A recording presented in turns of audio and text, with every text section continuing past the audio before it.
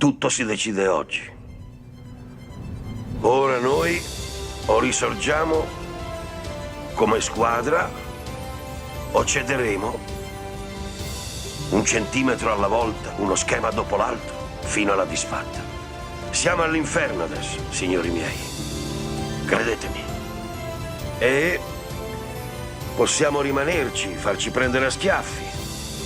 Oppure aprirci la strada lottando verso la luce.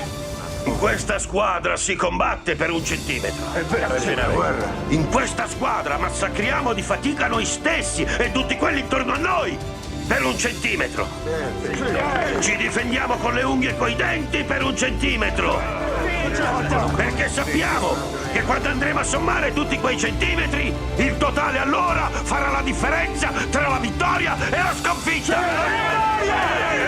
La differenza fra vivere e morire. E voglio dirvi una cosa in ogni scontro.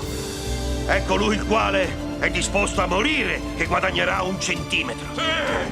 E io so che se potrò avere un'esistenza pagante sarà perché sono disposto ancora a battermi e a morire per quel centimetro. La nostra vita è tutta lì, in questo consiste.